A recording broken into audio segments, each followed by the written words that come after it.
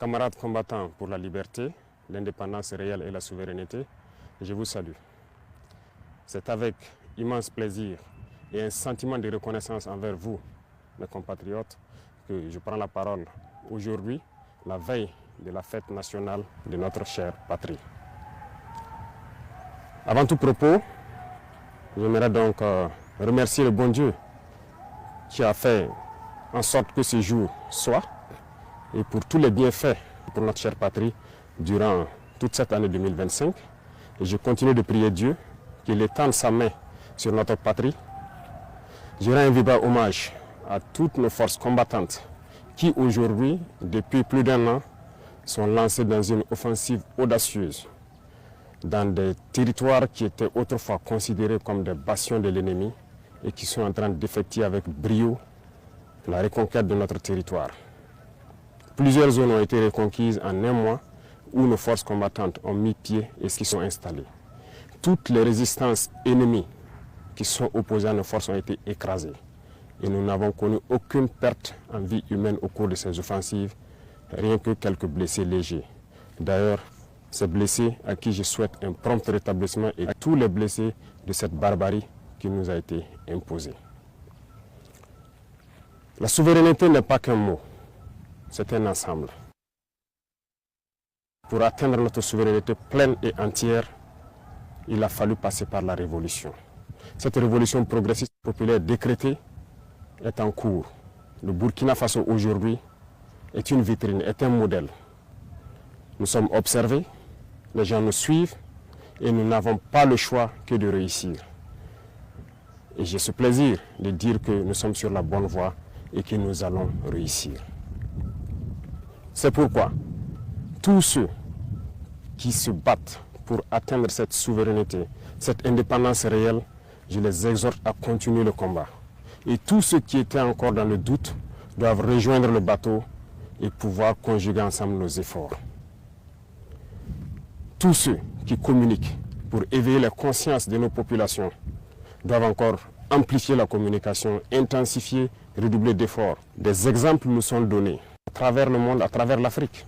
Ces organisations africaines qui brillent par leur médiocrité, qui ont des comportements aux antipodes de l'honnêteté, qui ont des comportements aux antipodes de l'africanité, sont des exemples palpables qui doivent nourrir les débats pour pouvoir éveiller la conscience des jeunes. À tous ces opérateurs économiques qui avaient l'habitude, depuis des décennies, d'exporter nos matières premières et de réimporter des matières finies, je les exhorte à changer de logiciel, à comprendre qu'il faut industrialiser notre patrie. C'est là la souveraineté. Ça créera de l'emploi et ça nous permettra de transformer nos matières premières et maintenant devenir exportateurs des produits finis. À tous ces enseignants, ces braves enseignants à qui je tire mon chapeau, qui se battent corps et âme pour transformer les tout-petits, les rendre plus patriotes, plus civiques, les rendre révolutionnaires dans l'âme, je vous exhorte à continuer ce travail parce que c'est par eux que nous pourrons maintenir le flambeau de notre patrie.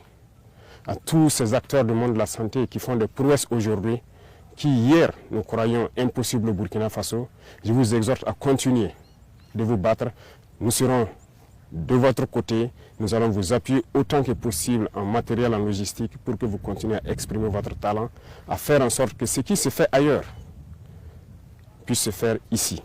Et à conjuguer vos efforts avec le monde des tradipraticiens, ceux-là qui utilisent nos plantes pour nous soigner, parce que la souveraineté, elle est aussi sanitaire.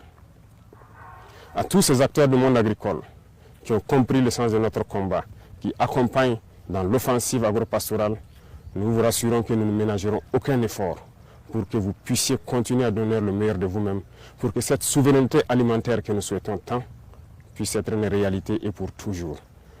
Quiconque parle de souveraineté ne peut pas tendre la main pour continuer à demander à manger. Ça passe obligatoirement par là. Tous ceux qui se battent pour que nous puissions atteindre cette souveraineté sur tous les plans, pour que nous soyons réellement indépendants, je vous encourage à continuer le combat, à intensifier le combat, parce qu'il faut que nous allions vite et bien. Pourquoi je le dis? Il faut que nous allions vite et bien, parce que tout le monde nous regarde. Le monde entier regarde le Burkina, les Africains regardent le Burkina Faso qui a dessiné un modèle. Et il faut que ce modèle puisse donc inspirer d'autres peuples à rejoindre le combat de la révolution pour que l'Afrique soit libre, digne et prospère. La majorité écrasante des peuples qui nous soutiennent prie pour que nous réussissions. Nous les remercions et nous leur disons de continuer à nous soutenir parce que ce combat que nous menons, ce n'est pas uniquement pour le Burkina Faso, c'est pour tous les peuples noirs. Cette minorité qui est encore perdue, égarée, qu'elle soit au sommet des États, ou bien ces populations qui n'ont pas encore compris, qui continuent à prier pour que nous échouons, nous leur disons merci parce que leur haine nous permet également de continuer le combat et d'aller de l'avant. Et j'espère qu'elles comprendront un jour revenir à la raison et pouvoir se débarrasser de ces gènes de l'esclavage qui les tiennent. Le combat contre l'impérialisme, le néocolonialisme et toutes ces manifestations se mènent tous les jours que Dieu fera. Nous ne baisserons pas les bras, nous continuerons sur notre lancée et je pense que toute la jeunesse est aussi invitée à s'exprimer. Nous continuerons à les encourager pour que nous puissions atteindre nos objectifs parce que la souveraineté, l'indépendance, la liberté que nous voulons pour vivre en paix au Burkina Faso, c'est tout cela. Voilà pourquoi je dis que ce n'est pas qu'un simple mot, c'est un ensemble. Aujourd'hui, nous sommes fiers de dire que nous avons fait des progrès, tant sur le domaine industriel, industrie civile que militaire. Nous avons fait des progrès sur le domaine de la santé, nous avons fait des progrès sur le domaine des infrastructures, nous avons fait des progrès sur le domaine de la défense, de la reconquête. Ces criminels qui avaient occupé ces zones de notre patrie, croire que c'était leur sanctuaire, ont été délogés dans plusieurs zones, sont en train de fuir le Burkina Faso. Vous verrez certainement des images de leur fuite, mais nous leur disons qu'à présent, ils n'ont que deux choix.